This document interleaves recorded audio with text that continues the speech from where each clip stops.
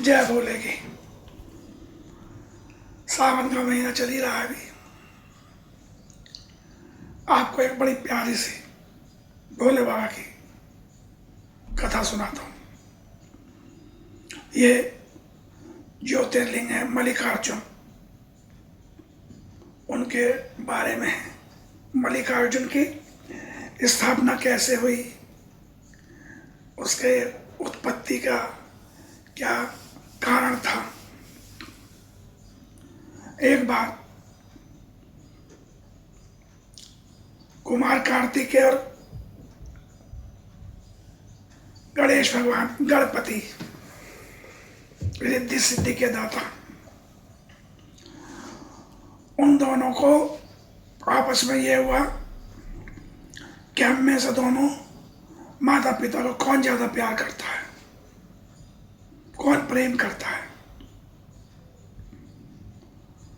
और माता पिता बोले नहीं मेरे बच्चों ऐसे नहीं करो, तुम दोनों हमारे लिए बराबर हो, हम तुम दोनों को प्रेम बराबर करते हैं। नहीं पिताजी मैं ज्यादा करता हूँ। कार्तिकेय बोले, गणेश बोले मैं करता हूँ। तो दोनों में तय हुआ जो पृथ्वी का चक्कर लगा के आएगा पूरा, और पहला पहुंचेगा वही जीतेगा। चल दिए कार्तिक भगवान, तुरंत चल दिए पहले ही, उनकी सवारी मोर है। और वैसे भी कार्तिकेय को 27 नक्षत्रों ने पाला था, देवियों ने। उसकी भी कहानी बड़ी अलग है। तो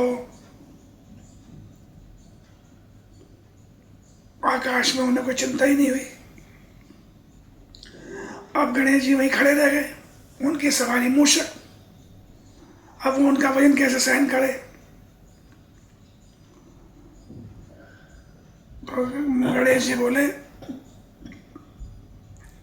कि मन में माँ बाप से बड़ा संसार एक संतान के लिए कुछ नहीं होता। माँ बाप ही संतान के लिए पूरा संसार होते हैं।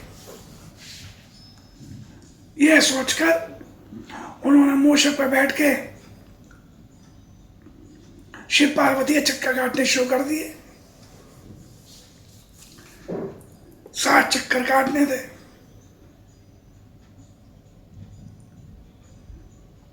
अब देख मूषक महाराज जी पे गणेश भगवान उधर चक्कर काट रहे हैं, उधर कार्तिकेय चल रहे हैं। कार्तिकेय क्या देखते हैं,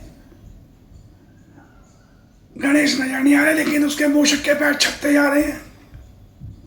वो बड़े हैरान, ये कैसे हो सकता है। नारद जी आपको मालूम है आग लगा बोलते हैं, नारद जी ने आग लगा दी कुमार कार्तिकेय भगवान को। क्या भैया गणेश जी ने शिव पार्वती के चक्कर काट रहे हैं मूषक पर बैठ के, पूरी सृष्टि उनमें ही बसी हुई है, और ये आपको नहीं बताया, आपको भेज दिया चक्कर काटने पृथ्वी का। अब कुमार कार्तिकेय क्रोधी स्वभाव के, बहुत जल्दी उन्हें क्रोध आया था, क्रोधी स्वभाव के थे, उन्हें गुस्सा आ गया। जब वह पूरी करके परिक्रमा वापस पहुंचे तो इधर गणेश जी चक्कर काट चुके थे, उधर रिद्धि सिद्धि जो 2 देवियां थी, उनके पिता ने गणेश जी के लिए माँ पार्वती और शिव भगवान से कहा भाई मैं अपनी पुत्रियों की शादी से करना चाहता हूँ। उनकी शादी की तैयारी भी शुरू हो गई। अब क्रोध 7वें आसमान पर कुमार कार्तिकेय भगवान का फैल गए। माता के आगे, पिता के आगे, तुमने मेरे साथ पक्षपात किया, दुबात करी है, मैं तुम्हारा पुत्र नहीं हूं, मुझे तो उन्होंने पाला है, इसलिए आपने मेरे साथ दुबात किया है। अब बहुत समझाती है माँ, नहीं पुत्र तो हमारा बड़ा पुत्र है, ऐसे कैसे हो सकता है। नहीं माँ, आप मेरी माँ नहीं हो, माता पार्वती को बड़ा दुख होता है, भोलेनाथ को भी बड़ा दुख होता है। बहुत समझाते हैं, नहीं सुनते, नहीं मानते। क्रोध में आके कैलाश से चले जाते हैं। क्रौंच पर्वत साउथ में पड़ता है, वहां जाकर रहने लगते हैं। तब माता पार्वती और शिव दोनों उन्हें मनाने पहुंचते हैं वहां।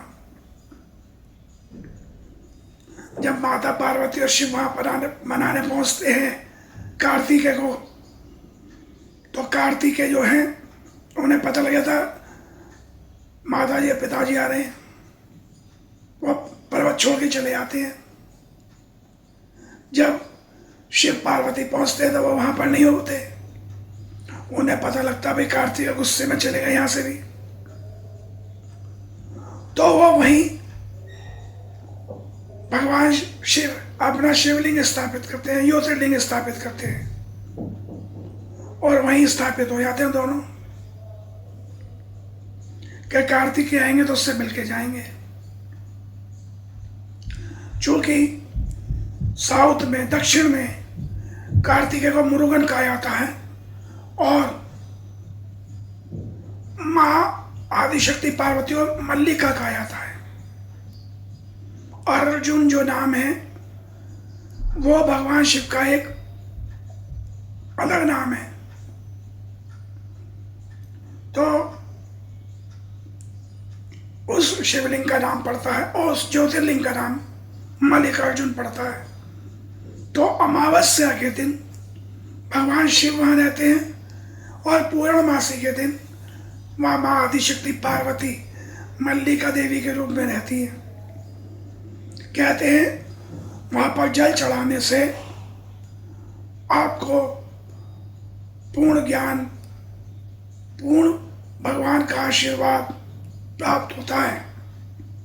क्योंकि कुमार कार्तिकेय क्रोध को शांत करवाने के लिए, भगवान कार्तिकेय के क्रोध को शांत करवाने के लिए गए थे। तो वहां दोनों का बड़ा शांत स्वरूप है, आदिशक्ति का और भगवान भोलेनाथ का। तो उनकी बड़ी मान्यता है मल्लिकार्जुन की। तब उन्हें कार्तिकेय को 27 नक्षत्र की देवियां, चंद्रमा, सूर्य, सभी देवता आगे समझाते हैं, विष्णु आगे समझाते हैं